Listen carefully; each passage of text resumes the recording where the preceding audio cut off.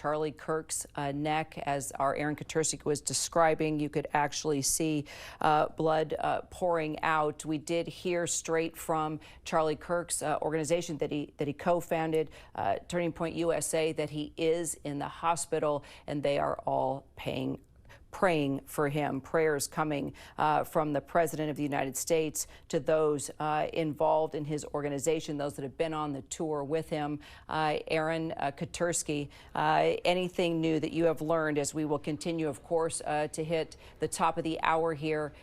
We're trying to get as much information as possible about the condition of Charlie Kirk after being shot there on the university campus in Utah. It seemed, according to eyewitness accounts and by law enforcement experts who have viewed the video, to be a very difficult injury from the single shot that struck Charlie Kirk. So everyone in the administration is sending prayers for his survival and well-being, but everyone is also braced for what could be some difficult news, Kira, because the single shot struck Charlie Kirk. Eyewitnesses said they saw a lot of blood coming from him, and then they all scattered. Now the university is urging everyone to leave campus to allow police to conduct the investigation. The suspect that was taken into custody, according to eyewitness accounts, was heard screaming, "I do it again," described as an older male wearing a blue shirt, someone who has white hair, but we've heard nothing else about the suspect, if it is indeed himself or his condition. So far, the local police have said nothing. It's only the university that's now urging everyone to clear out of campus, Kira. Well, talking about clearing out of campus, we now understand the President of the United States is clearing out his entire schedule right now. Let's get straight back to the White House. Our chief White House correspondent, Mary Bruce. What are you hearing from the President, Mary? Well, Kira, as we've been mentioning, the president has a deeply close personal relationship with Charlie Kirk, and he is personally monitoring this. Sources tell us that he is clearing his schedule for the rest of the day. He was supposed to be having a dinner here at the White House in the Rose Garden later. A closed press dinner that has, we understand, now been postponed so the president can solely focus on this situation. The president has taken to social media, as we mentioned, describing Charlie Kirk as a great guy from top to bottom. We've seen this huge outpouring of support from leaders in this administration. The vice president calling him a genuinely good guy, posting a photo, a recent picture of him with Charlie Kirk and the president's son. These relationships run deep, and he is a powerful force for this administration as well. He's been described as Trump's youth whisperer. He is tapped in to this important base for the president, becoming, not just an influencer, but a rising star in the party and someone who has really, driven a lot of support to this administration. He's also deeply loyal to the president and someone who the president turns to for advice. He turned to him to help him vetting some appointees early on in this administration. The president trusts him. This is not just, a relationship of solely political convenience. He has been seen here at the White House in recent weeks and months, and of course he is a fixture out on college campuses as he does these tours and these events, always leaning into debating whatever is the latest and, yes, oftentimes controversial topics. And now we're hearing, Mary, from Kamala Harris tweeting, "I'm deeply disturbed by the shooting in Utah. Doug and I send our prayers to Charlie Kirk and his family. Let me be clear, political violence has no place in America. I condemn this act, and we all must work together to ensure this does not lead to more violence." I do want to get to eyewitness Chase Hughes joining us by phone now. Chase, I understand you work for the student newspaper, the UVW Review, there on campus. Let's begin. I do want to talk about an article that ran in your newspaper prior to Charlie Kirk arriving there on campus. But can you tell us where you were, what you saw, what you heard? All the details, Chase. Yes, real quick, just so I can say it now, it's UVU Review, and it's a student-run newspaper. We were there, we were shooting the content for it. We had Logan, who's here with us today. He was actually on the far side of the courtyard with a straight shot at Charlie Kirk. Yeah, I was looking at him through my camera, filming from a balcony up above. And so I walked around, and the atmosphere, there was a lot of people there, a lot of conservatives, a lot of liberals. Up and to the right of where he was at was kind of a crowd of them, and they had an LGBTQ flag. They had a sign that said Jesus was an immigrant, and they kind of were going back and forth, and Charlie made a couple jokes to them, and they kind of would boo when he was saying things. The first person came out, had their questions like normal, went away, and then the second person came out. I was above him and to the right, and Logan was across from him, and as I was standing there, as the person was asking questions, which I believe had to do with shootings.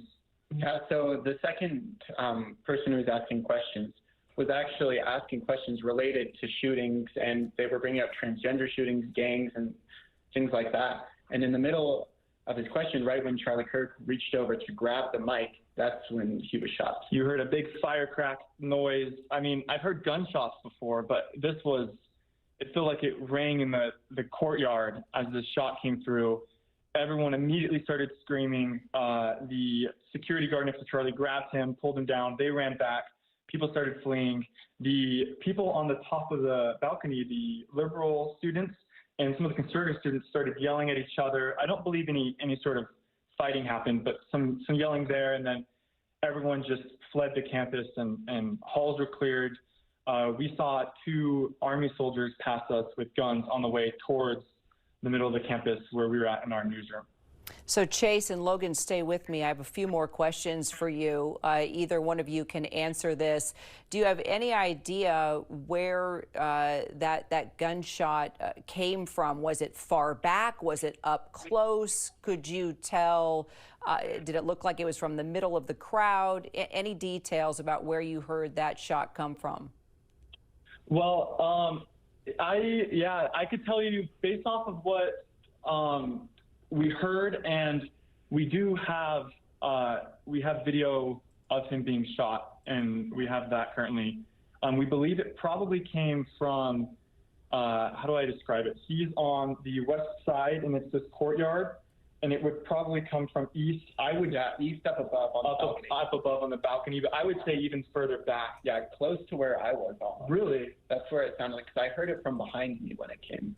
So maybe 100 feet back? Yeah, something like that might have been possible. And just let me ask you this, Logan, do you also work for the paper, or just you, Chase? No, I also work for the paper. I was filming footage from the balcony when this occurred. Okay, got it. So Chase Hughes, Logan Topham both work for the UVU Review, the student newspaper there at Utah Valley University. If you don't mind telling me about the article that actually was printed in the paper about the debate that was going on about Charlie Kirk even coming to your campus. Can you tell me about the divided opinion that was apparently relevant here on campus when students like both of you found out Charlie Kirk was coming here, that the American Comeback Tour was coming to your campus, and then this petition that started circulating online. Just give us a sense as we now look at the aftermath here on your campus.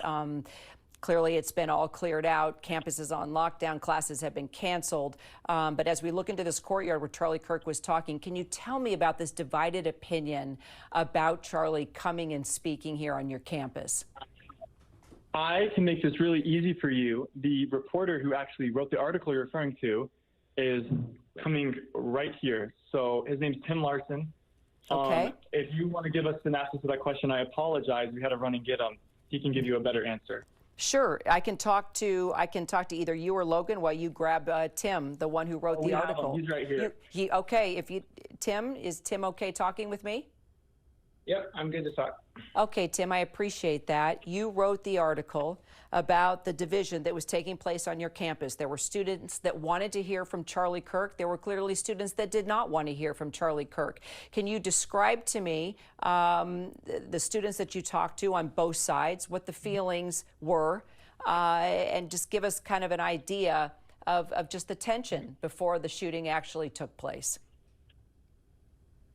Yeah, so I was inside one of the buildings when it actually happened, but during writing the article beforehand, We wanted to put a lot of emphasis on trying to be as neutral as possible because it's a very divisive subject, right? We wanted to be as neutral as possible, get both sides as much as possible. And then when we actually were covering it there at the event, I went around and I was interviewing people.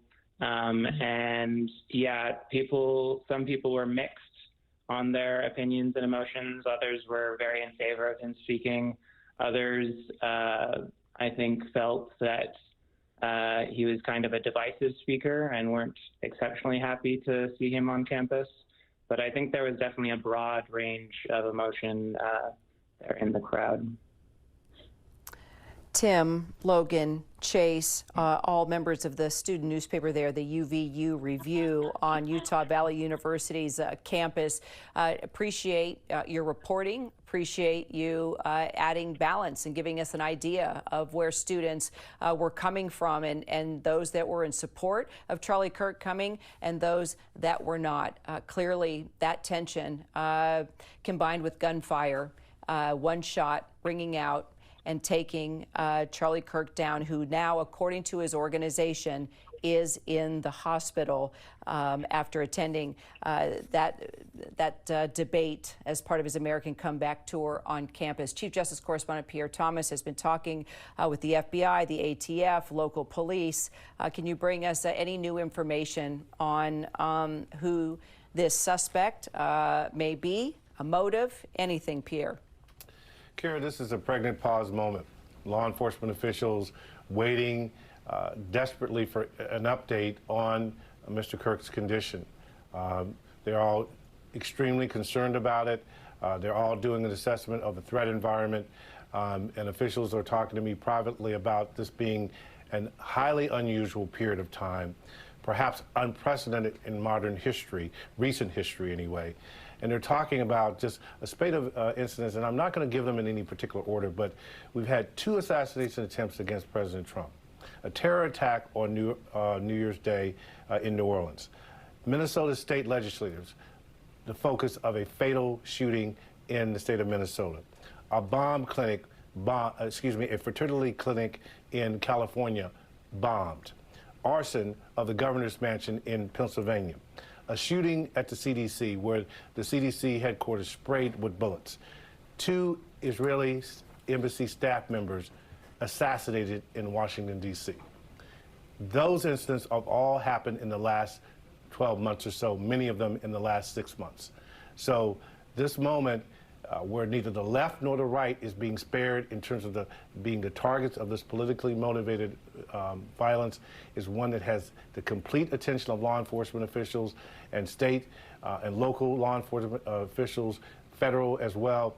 And the question is what to do about it. We are now hearing from people saying that we're going to have to reassess outdoor events involving controversial figures, political figures. So this moment right now where we're all waiting on his condition, law enforcement, federal officials, all of political Washington, if you will, now having to reassess another day involving violence in this country, perhaps potentially politically motivated. Pierre, thank you. And Mary Bruce, our chief White House correspondent. We should point out that while we are hearing from so many Republicans, from the President of the United States to the Vice President to the Attorney General, we are also hearing from people like Kamala Harris, both sides of the aisle condemning violence like this. Kamala Harris saying, "I'm deeply disturbed by the shooting in Utah. Doug and I send our prayers to Charlie Kirk and his family. Let me be clear, political violence has no place in America. I condemn this act, and we all must work together to ensure this does not lead to more violence." And that is the biggest concern clearly in our country right now, Mary, as Pierre just laid out the various attacks from the president to now Charlie Kirk, from assassination attempts to now one gunshot hitting Charlie Kirk, possibly in the neck. He's in the hospital. We don't know his condition, but it brings us to a much wider discussion about political violence taking place in our country. And Kara, we are hearing these condemnations of political violence coming from both sides of the aisle. You mentioned Kamala Harris, also Democratic leader Hakeem Jeffries echoing the same sentiment. California Governor Gavin Newsom, who appeared not that long ago on Charlie Kirk's podcast, describing this as disgusting, vile, and reprehensible. Of course, we don't know yet what may have motivated this shooter. We have been talking a lot about Charlie Kirk's politics, but one thing that everyone can agree on is that there is simply no place in this country for this kind of violence. Yet, as Pierre outlined there, it is a reality, unfortunately, in this country. Certainly something that President Trump knows all too well, given the assassination attempts against his own life. We know that the president is personally monitoring this. He's cleared his schedule for the day. This is, as we have been saying, an administration that is personally deeply close to Charlie Kirk. There's a sense of shock and sadness here as everyone here tries to just comprehend what has happened and what this means. Charlie Kirk goes beyond just being a political ally and a loyal supporter of this president. He is close to this administration. He is someone who the president turns to. He is someone who the president has asked to help him vet appointees when he first came back into office earlier this year. He is someone who has close relationships, with the president's family. The president's son, Don Jr., once describing him as a rock star, of the far-right youth movement. He is really, at the center of this amazing, very powerful, influential, massive movement that he has started that has a huge spread, especially, of course, on college campuses where he frequently does events, much like the one that he was doing today, going out and speaking to students and talking about news of the day, the top issues of the day, leaning into political debate and discourse. And so this is something that is hitting very hard for this president and this administration. And we know that the president is keeping a close eye on this personally, Kara. And Mary, I just got my hands on part of the speech that Charlie Kirk gave at the Republican National Convention back last year in July, where he introduces himself saying, "I'm Charlie Kirk, founder of Turning Point USA and Turning Point Action Together, the largest conservative grassroots organization in the country. Thanks to our work, I talk to a lot of young people on campuses, at our events, on my radio show, podcast, and social media. I visit college campuses so you don't have to." Saying that and chuckling there at the RNC.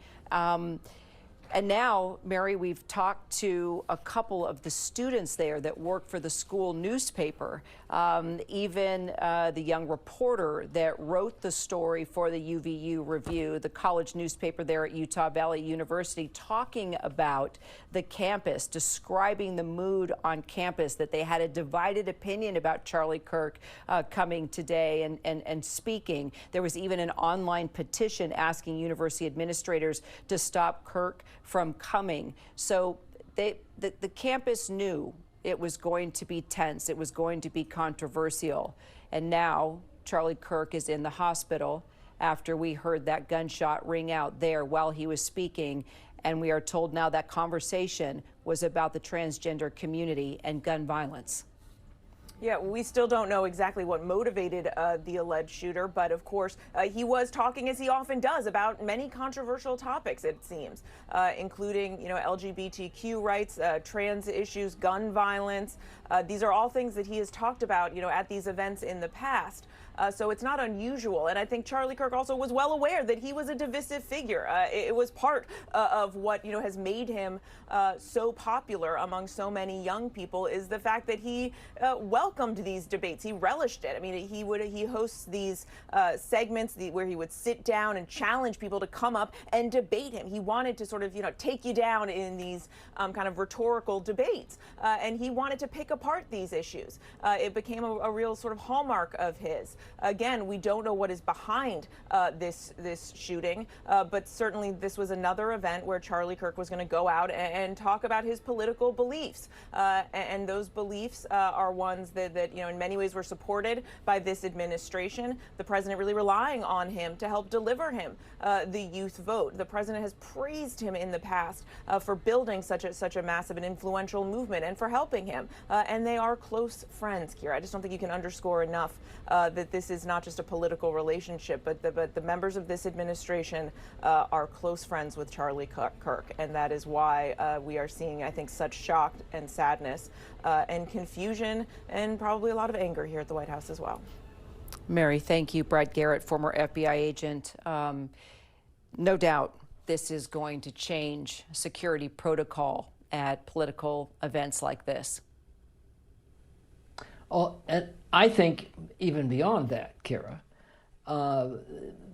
corporations, insurance companies, things where people potentially are angry about something they make, something they've done, I think it could potentially create more thoughts about where you hold events and what security do you have.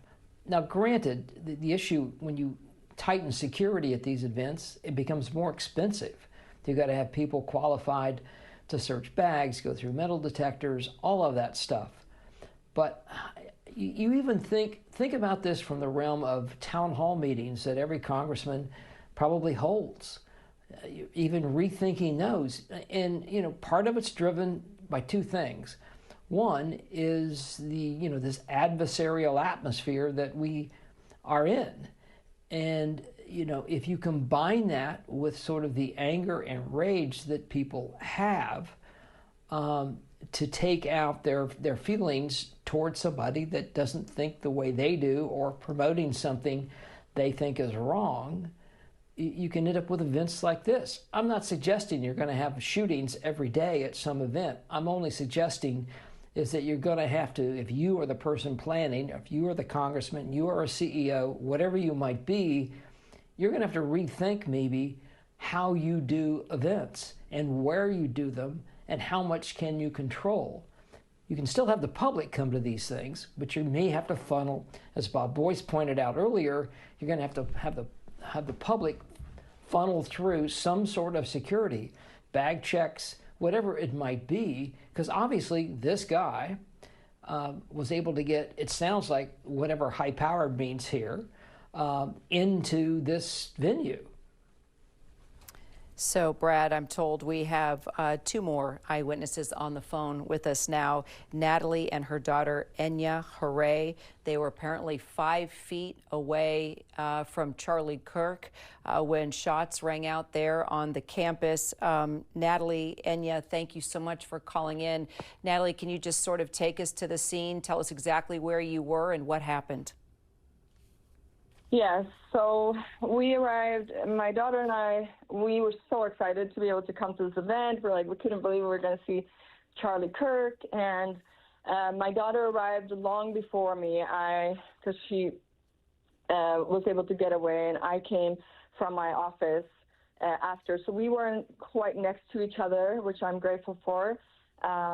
It started out the crowd was so excited. He really was in a place where everybody was so just happy to see him. And he just started out with saying, I just want to know how much I love the Mormons and the LDS faith. And I'm so happy to be here. And there was a first person that came up and wanted to have a theology discussion. And, we're all happy for that, but it's not quite the forum. And after Charlie Kirk gave him some leeway, and he was so polite and so nice. He said, hey, I just want you to know I really don't want to have we differ on some things, and I love the Mormons, so let's maybe stop here and take other questions. And it was so sweet, and he just testified of Christ. It was just we just were so happy to have him there. And then it switched to the second question, so I took the camera down.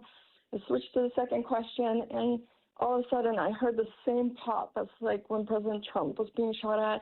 And I just saw Charlie, and I'm standing 5 yards away, on the side, in the same place where he has his setup and his SUVs behind in the tunnel.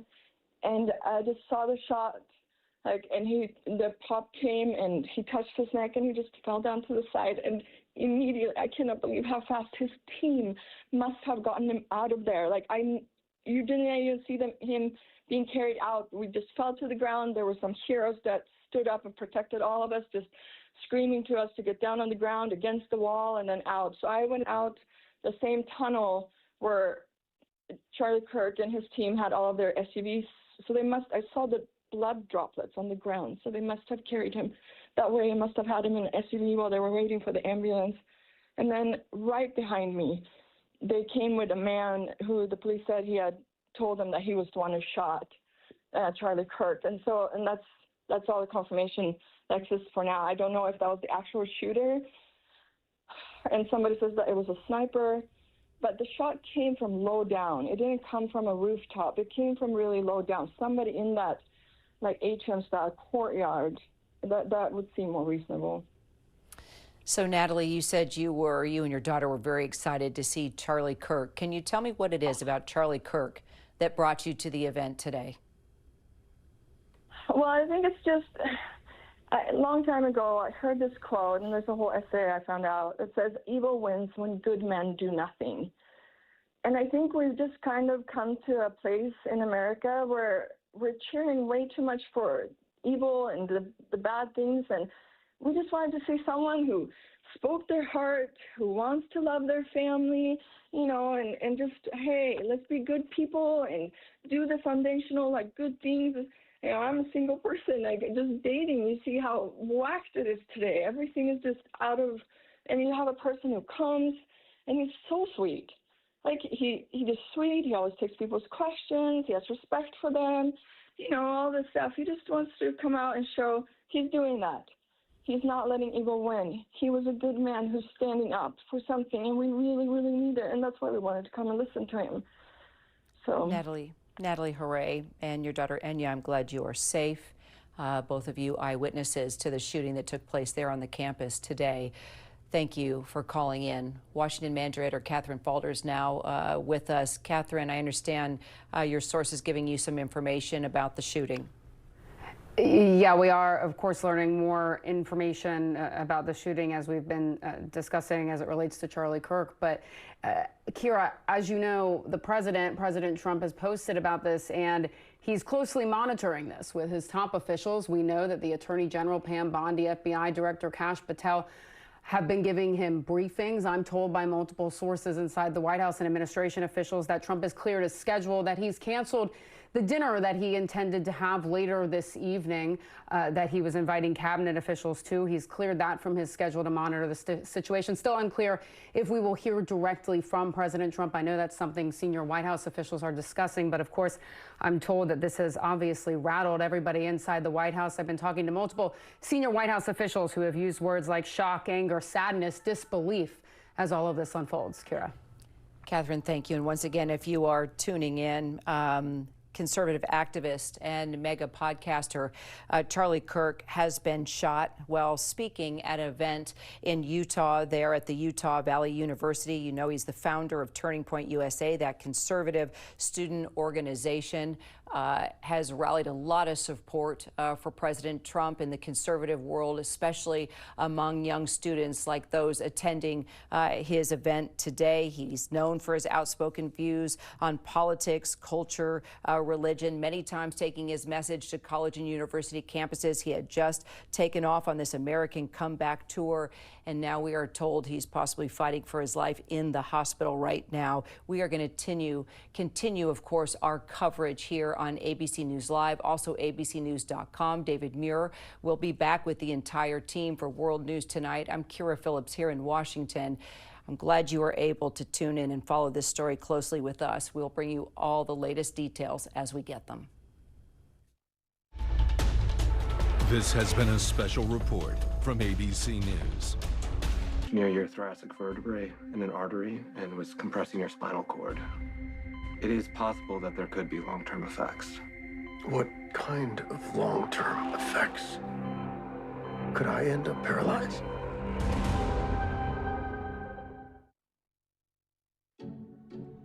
Like a relentless weed, moderate to severe Crohn's disease symptoms can keep coming back.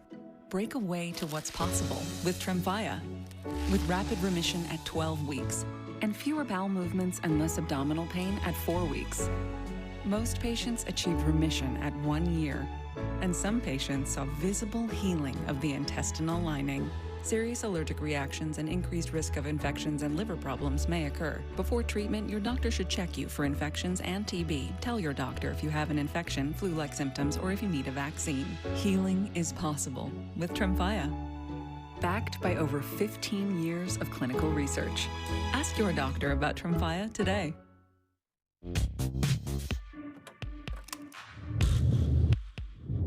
That reach.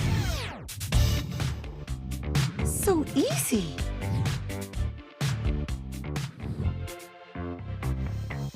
Sensodyne is our first line of defense against sensitivity. When people are experiencing sensitivity, they're experiencing an exposed layer of the tooth. Sensodyne helps by creating a protective barrier on those exposed areas. I love Sensodyne because it works. Okay, man. Oh, we need to vaporize that sore throat. VapoCool drops. It's sore throat relief with a rush of Vicks vapors. Let's go, let's go, let's go! Ah! Vaporize sore throat pain with Vicks VapoCool drops. It's the season finale, so head to the kitchen and grab your meatballs, cereal, food cake. This is the filthiest game I've ever experienced in my life. Martin Short hosts the season finale of Match Game tonight on ABC. From Hollywood, it's Dancing with the Stars.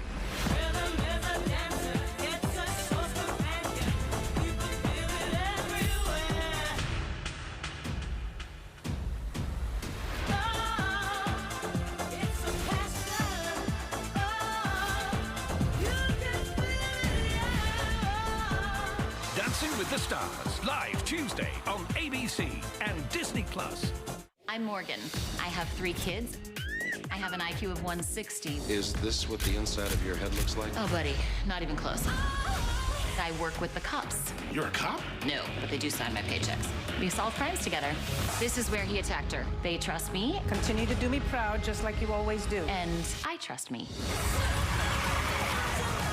You're waiting on me to leave so you can poke around without a warrant, aren't you? Yeah. On his journey to become the Golden Bachelor, he left it all on the field. Gave everything he had to the game. And then to his kids. Now Mel's starting his second half to find his better half.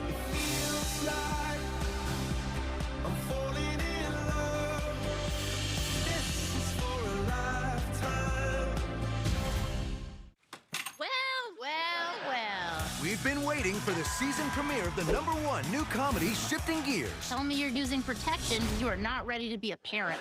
Whatever. With big surprises. Dude, are you hiding? Big guests. So you met someone. Lucky for you, she has low standards. And a big home improvement reunion. Hey, buddy. Oh, boy. Shifting Gears, season premiere Wednesday, October 1st on ABC and stream on Hulu. That guy's a tool.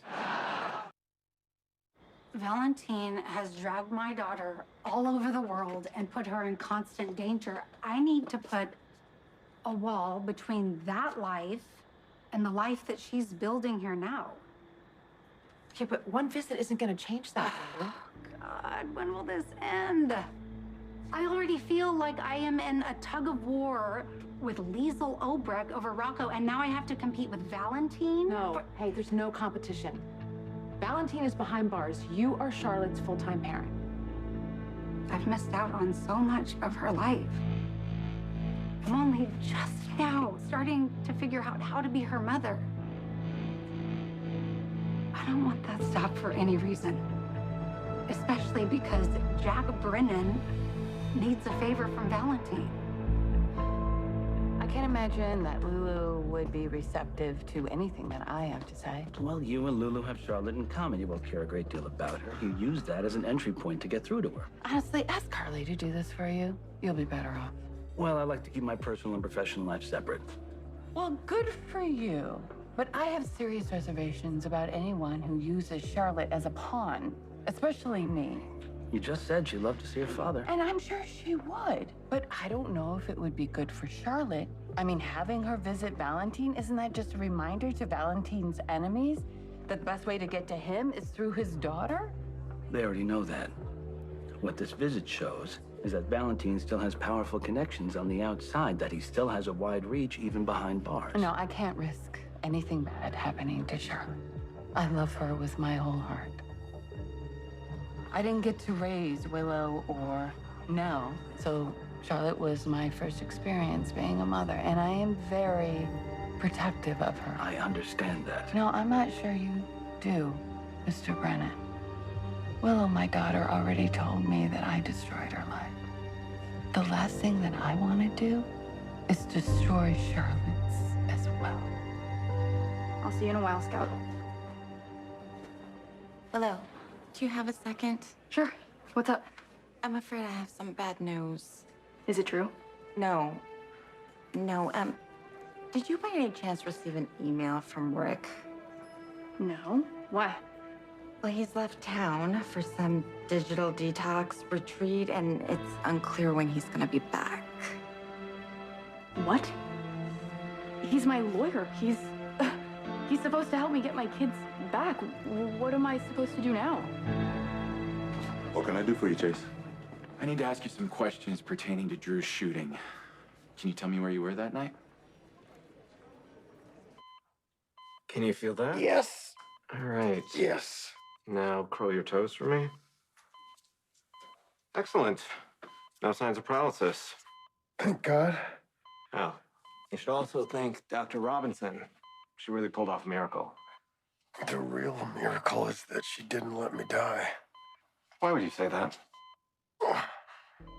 Curtis and I had a falling out, and Portia, of course, is his wife. Dr. Robinson is a gifted, dedicated surgeon, and she took a duty to provide the best possible care to all of her patients, no matter who they are. I got the sense that you're not my biggest fan either. Is that such a big surprise? Carly and Michael are my family. The thing that you have a duty to provide the best medical care possible to. I do. But I am not obligated to stand around and chat with you. So, now that my work here is done, you get some rest. And have a wonderful night.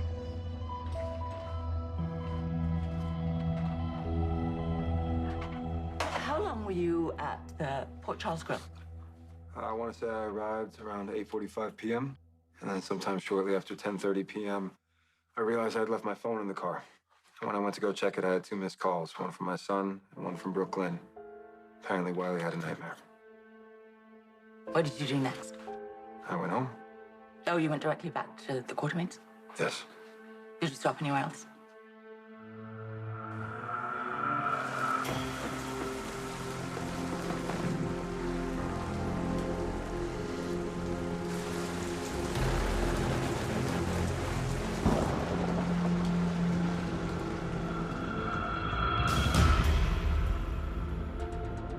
No. No, this stops. And, Jacinda. Can she account for your time at the Port Charles Grill? Yes. I was with her the whole time.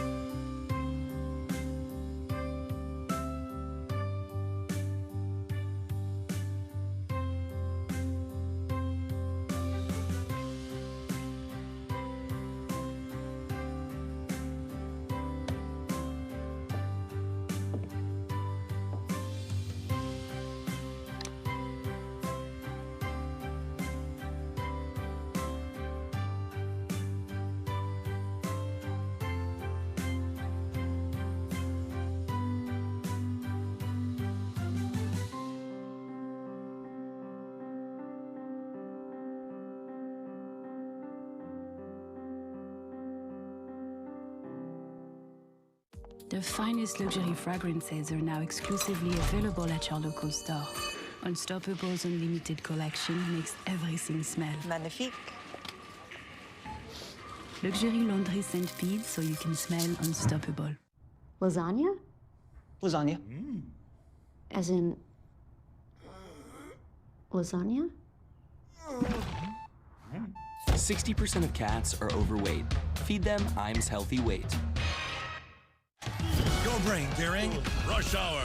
Some allergy medications can make you drowsy, but Allegra is different. Traffic jam? We got this. See? On time. Allegra is fast, 24-hour allergy relief with 0% brain interference. It's a no-brainer. It's hard to accept that it's time to go. It's time to say goodbye. The future of Downton is now in Mary's hands. The grand finale is the perfect ending we've been waiting for, and the best Downton movie of them all. I like the sound of that. Don't miss the absolutely stunning final chapter on the biggest screen possible. You will be a sensation. Off we go. Downton Abbey, the grand finale. Rated PG. Only in theaters this Friday. My kids can't hide anything from me. I'm home. Especially when they've been using toilet paper that doesn't hold up. Charmin Ultra Strong has a diamond weave texture that's more durable. And it cleans better, so you can use less. Enjoy the go with Charmin.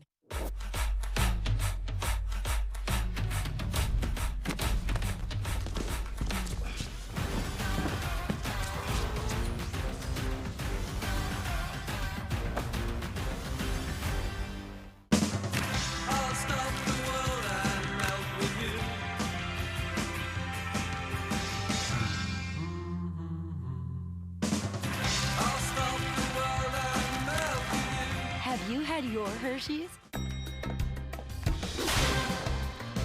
Dry hair? You need moisture. Stat. OGX Penetrating Oil. Fast hydration that goes deep. OGX.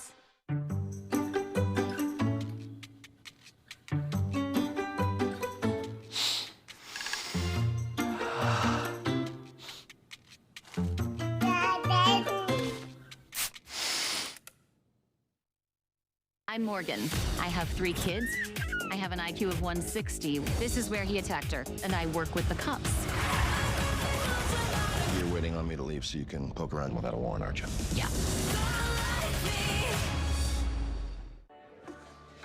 It's peppermint chamomile, which is what you and Jocelyn usually order. Looks like you could use a nice soothing tea. Maybe a friend. Oh. I really do appreciate it, but I think I'm good company right now. Oh, that's okay because I love awkward silences. Look, I get you're ride or die still in Australia, but I think you could consider me backup. I mean, I could really use a friend right now. It's a mess up situation, and I'm trying really hard to deal with it. No judgment. I promise. My parents' marriage is in trouble because my mom changed someone's hospital test results to keep them in prison. I'm sorry. It's just my life is extremely complicated right now. I get that. And you being my boss would make things even more complicated. It does. I just hope you don't feel used in any way. I don't. I went into this with my eyes wide open. I just hope you don't feel like I took advantage of you. Why would I feel that way? Because you were going through a really tough time. And in a vulnerable moment, you turned to me. And I'm not sorry for that. Me either. Just know that I'll honor your decision and keep it just between us. And if you ever change your mind, I'd be very interested in seeing where things could go between us.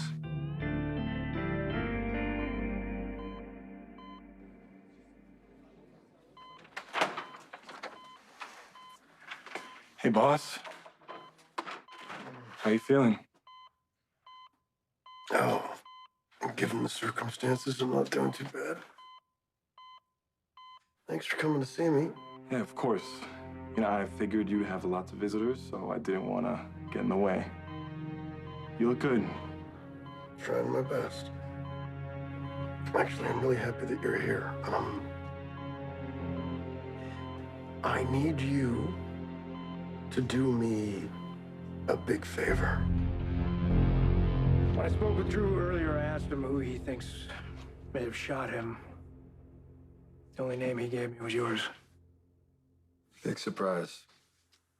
That's no secret that I despise the man, but I didn't shoot him. Well, Congressman alleges that you did physically assault him at court. August 15th? Excuse me, Commissioner. I'd like to see a copy of that complaint. Well, there isn't one. And isn't that because no one would corroborate Congressman Kane's story, not even his lawyer? That's correct, yeah. In that case, I believe my client has nothing further to say about the alleged incident. Or anything else for that matter. Very well. Mr. Clintus, you are free to go. For now. I'm sorry, Chase. I can't help you. Are you sure? Because it's just... Look, I respect that you have a job to do, but remember, I used to be a cop. And I'm well within my rights to refuse. Okay, but as a former officer, you also know you're just putting off the inevitable. You're gonna get a formal notification to come to the station, and then you gotta answer our questions anyway. Yeah, and I will come willingly with my lawyer. How could he just leave me in the lurch like this? And he didn't even have the decency to tell me? I know, it doesn't really seem like him. So, what now? I find a new lawyer, one who will take me on pro bono like he did? Martin's back. Maybe you can ask him. Maybe. I guess I have a little time to figure things out. Since Judge Heron is dead, I am guessing the hearing will be delayed. Probably. But in the meantime, just focus on your work so you can prove what a reliable and stable mom you are. It won't be enough. Not against Michael and all his resources. As much as I hate Drew, if I want my kids back, I will need him by my side.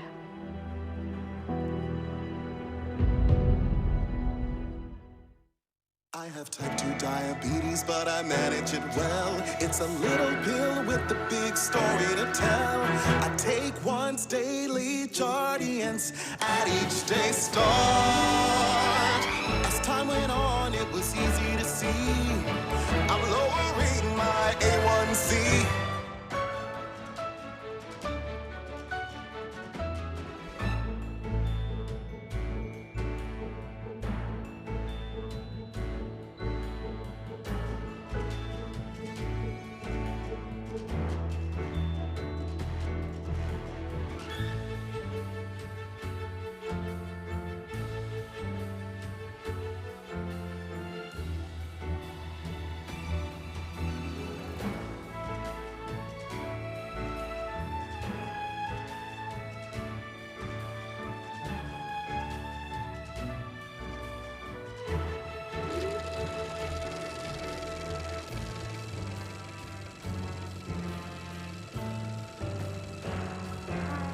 Jardiance is really swell, the little pill with the big story to tell. It's time to change the way you think about pads. Meet Always Pocket Flex Foam. Full-size protection in a tiny pad. It's made with foam, not fluff. For up to zero feel and up to zero leaks. And it absorbs more. Ready to go where you go. Always Pocket Flex Foam.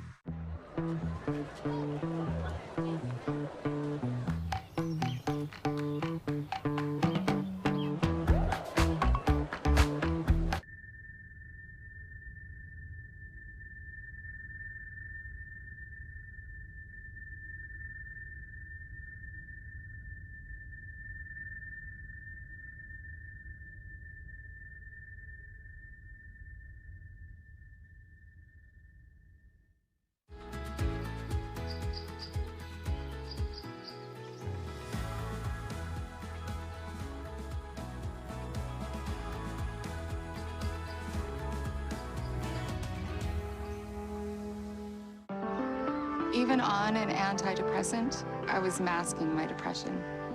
I felt I was missing out on the moments around me. So my doctor prescribed Rexulti. When added to an antidepressant, Rexulti was proven to significantly reduce depression symptoms, more than an antidepressant alone. She said Rexulti could provide a boost. For me, less depression meant enjoying the little things. Elderly people with dementia-related psychosis have increased risk of death or stroke. Antidepressants may increase suicidal thoughts and actions and worsen depression in children and young adults. Call your healthcare provider right away to report new or sudden changes in mood, behavior, thoughts, or feelings, or if you develop suicidal thoughts or actions. Report fever, stiff muscles, and confusion, which can be life-threatening, or uncontrolled muscle movements, which may be permanent. High blood sugar can lead to coma. Or had the heart of the youth in the United States of America better than Charlie, saying he was loved and admired admired by all, especially me, and now he is no longer with us. The president saying, Melania and my sympathies go out to his beautiful wife, Erica, and family, adding, Charlie, we love you. The president was incredibly close to Charlie Kirk. He has been described as Trump's youth whisperer for the way that he tapped in to the political power of young people in this country. He started a massive movement of young people across this country through events very much like the one that he was hosting today in Utah. His podcast listened to by millions. The president had a close personal relationship, not just political, but personal relationship with him. David, I can tell you that this White House today is saddened, is shocked, and is outraged by what we have seen and this horrific violence and the death of Charlie Kirk. Yeah, stay with us here, Mary, as we continue to report this out. Charlie Kirk, President Trump confirming moments ago, did not survive this shooting on a campus in Utah today. And just to bring our audience up to speed, as you know, he's a conservative activist, podcaster, traveling to college campuses across this country. The director of Turning Point USA. His wife was Erica, 31 years old, Charlie Kirk, 2 children, the youngest of which turned 1 just this past May. And he's known, obviously, not just for his activism and his visits to college campuses. He was an author, a media personality, a podcaster. And as Mary said moments ago, it is hard to overstate just how deeply connected Charlie Kirk was to President Trump and to the Trump family. Not an official advisor within the White House, but certainly an advisor in an unofficial role in very close contact with people who are closest to President Trump in the White House and with the president himself. And on this point, I want to bring in our chief Washington correspondent, Jonathan Karl. John, you had a very brief conversation with President Trump just moments ago. What did he say? I had a brief conversation with the president over the phone. He sounded quite upset, quite down about this. He told me it's horrific. It's one of the most horrific things I've ever seen. He was a great guy. He was a good man. He was an incredible guy. There's nobody like him. Charlie Kirk, as Mary pointed out, was truly a personal confidant of the president, incredibly close to the president's son, Donald Trump Jr., and really, in many ways, the beating heart of the MAGA movement. His Turning Point USA organization, not just a campus organization, David. This was an organization that put on some of the largest and most ambitious conventions, rallies, events for Donald Trump around the country with pyrotechnics and huge crowds. Also, one other thing I think that is very important about Charlie Kirk is that he was somebody, particularly in recent months, who was making a point to try to engage with those that he disagreed with. Look, he had far-right views, some very controversial views, but he sat down not long ago and did a podcast with Gavin Newsom, the governor of California. On his college campus tours, he would often give speeches. He would be protested. But then when it was over, when the discussion was over, his part of speaking, he would welcome questions from the crowds, including hostile questions in many cases from college students, and engage in those who found his views deeply problematic and offensive. He wanted to engage in those people, and he did so directly. And in fact, that appears to be what he was doing today in Utah when this horrific event happened. Yeah, you're absolutely right, John. John, thank you. John Karl reporting on his call with President Trump moments ago. And again, Charlie Kirk has died after being shot at Utah Valley University. You heard John mention there that he welcomed debate, wanted to engage on college campuses, was known for his conservative views, though he welcomed people from the other side of the aisle and tried to engage with them.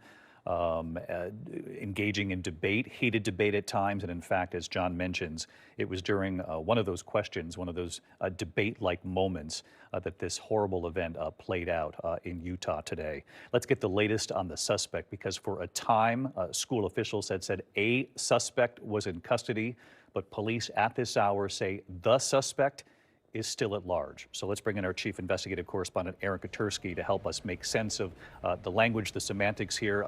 Bottom line, police are saying that the suspect is still at large.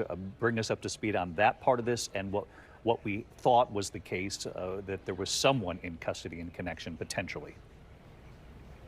Just after the shooting took place, David, the university had said that the shooter was in custody. But quickly, the university and Orem police in Utah are now saying there is still a suspect at large.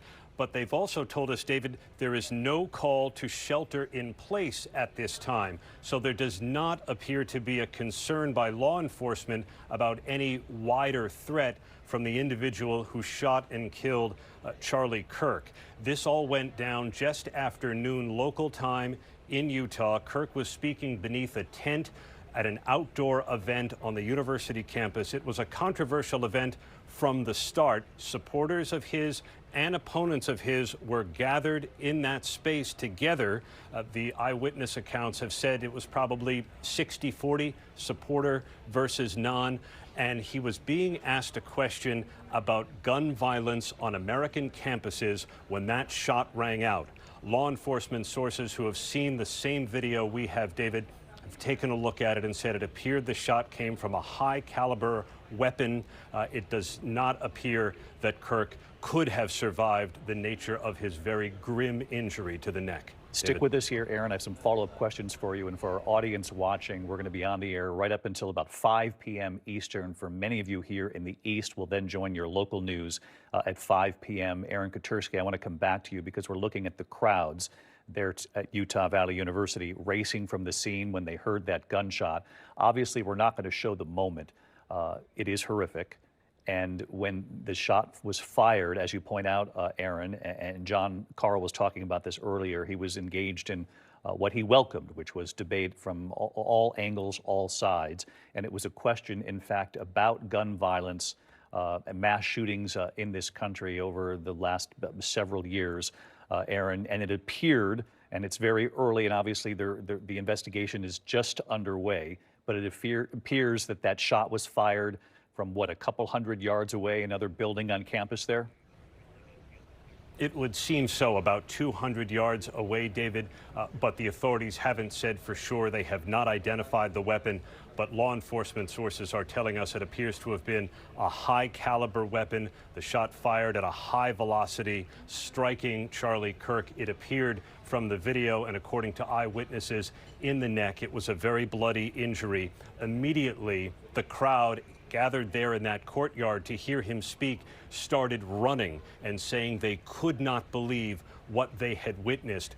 There was security with Charlie Kirk. His visits on campuses across the country are often controversial. It appeared to us to be about 5 or 6 individuals making up his security detail. Often they're scanning the crowd for weapons at close range, maybe not something off in the distance. And it was his private security detail that appeared to carry Charlie Kirk from the scene, race him away from campus, where he has now been pronounced dead by President Trump.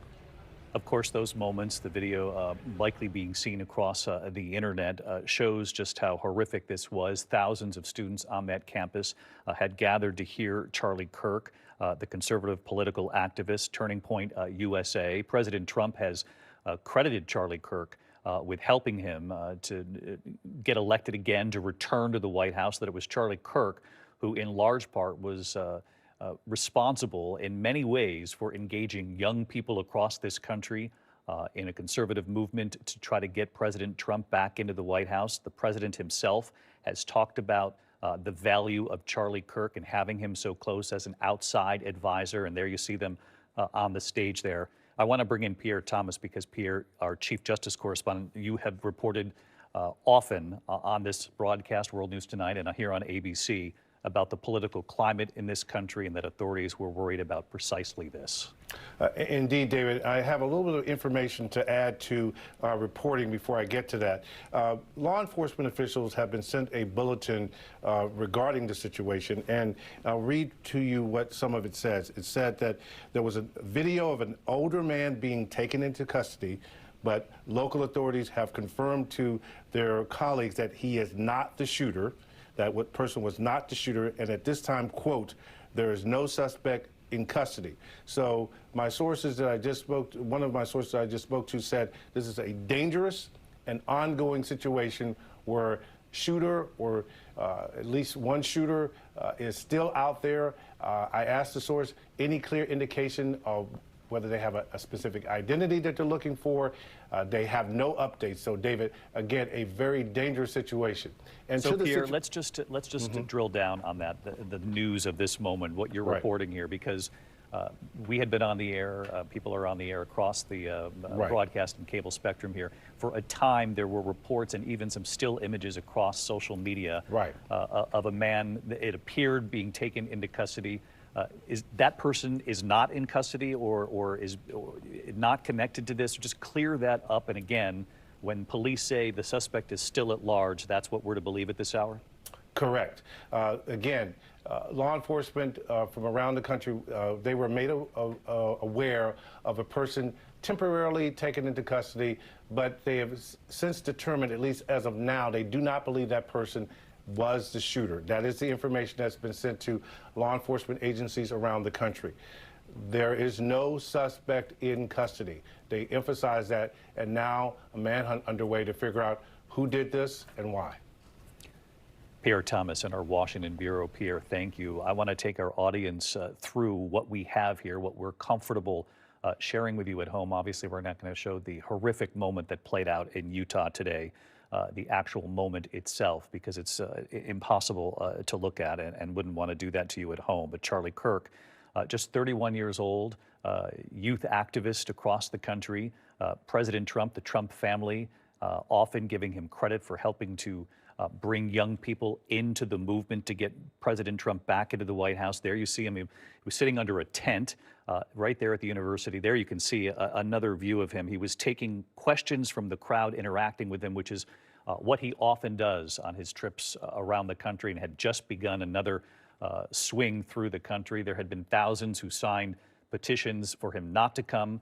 On the other side, there were at least 1,000 who said he should come to campus. But that kind of heat, that kind of controversy is something that he was very comfortable with.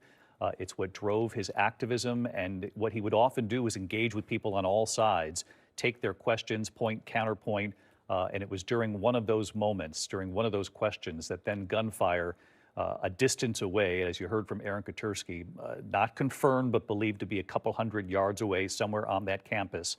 Gunfire then rang out after a question about gun violence in this country, about mass shootings in recent years in the United States. Then all of a sudden you heard the gunfire, you heard the gasps of the people who were gathered there, some people saying run, and of course the image itself is just simply horrific. You could see that he was shot, it looked like in the neck, though we'll let authorities confirm that. There was blood coming from his neck. And as we reported here moments ago, it's believed that his security detail, his private security detail, is the group that then took him, raced him off that campus in the urgent effort to try to save Charlie Kirk. Again, no matter where you are on the political spectrum, you can understand that we're thinking about Charlie Kirk's wife. Her name is Erica. Charlie Kirk himself was just 31 years old. He had two young children, the youngest of whom turned one just this past May. I want to bring in Catherine Faulders, our Washington managing editor. And Catherine, it's impossible to overstate Charlie Kirk's influence within the White House, even though he wasn't an official advisor. And President Trump himself often giving Charlie Kirk a lot of credit for bringing young people into the fold. Yeah, absolutely, David. The president himself did give Kirk a lot of credit along the way, of course, leading up to his win in November on the campaign trail. In fact, he gave Kirk a lot of credit, if not most of the credit, for a lot of that younger vote and for mobilizing a lot of those voters to go out and vote for him. I know the multiple times I've been over at the White House, I've witnessed Charlie Kirk there in the West Wing talking to advisors, of course, not a formal advisor. He was responsible, David, for helping with a lot of the vetting of the top cabinet officials and had a lot of input. He was one of those people right next to Trump in a lot of these meetings in his ear, and Trump was taking his advice. It wasn't just the White House, it was across government agencies, the Department of Justice. I know Kirk was very close with the Attorney General, with the Deputy Attorney General, so he did have quite an influence within the administration, even though he wasn't so outwardly seen, if you will, at these agencies. Catherine Faulders with us from our Washington Bureau. Catherine, we appreciate you and the team and the reporting here this afternoon on a very difficult story. Again, Charlie Kirk, co-founder of Turning Point USA, was shot and killed in Utah at a campus event, to the horror of the thousands who had gathered there. He was in the middle of what has become a trademark for him at these visits, in the middle of a debate, of sort of back and forth, questions being asked of him. I want to show you, there was a moment of silence on the House floor in Washington for Charlie Kirk just moments ago. Bipartisan calls to calm this down, to bring the rhetoric down in this country. Again, there was a moment of silence that came in from Washington. The images right there.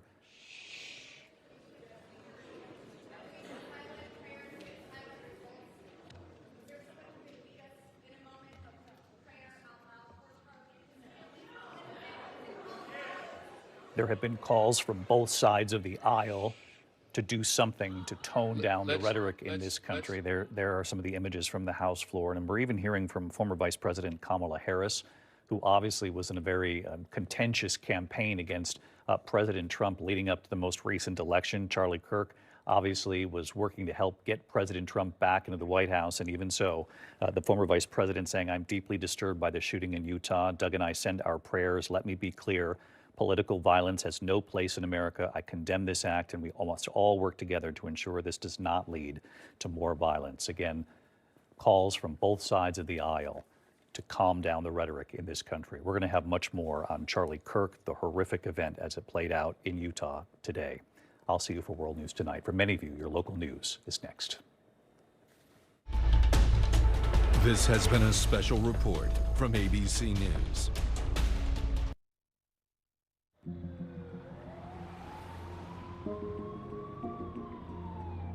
Willow. Hi.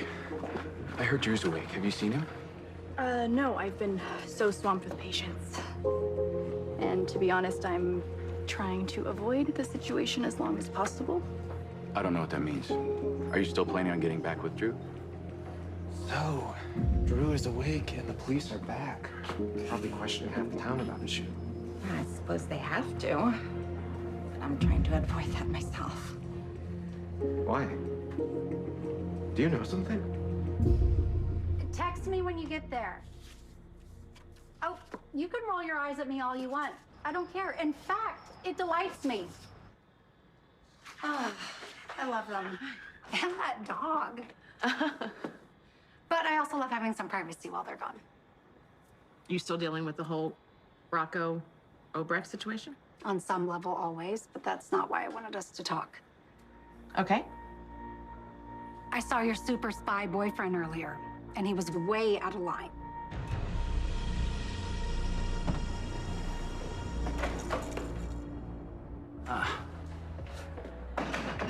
Thank you for coming. I imagine it was a surprise to get my invitation. You could say that. So, tell me, Mr. Brennan, does your girlfriend know that you're having dinner with her sworn enemy? Hey, come on, ready for you. Look, I don't want to hold you guys up, but my lawyer isn't here. I left Diane a message, but I haven't heard back yet.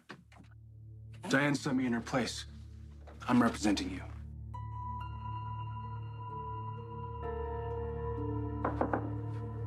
Hey. I heard Congressman Drew Kane is awake. You and Lucas should be really proud of all the hard work you did to save his life. Thank you. But part of me wishes that I just stayed in bed with you. Yeah, thanks for the update, George. Yeah, it's great news. Okay, appreciate you. Bye. That was Drew's top congressional aide. Drew's awake. He is?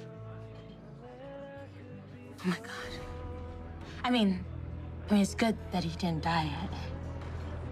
But what if he can put us in his house when he was shot?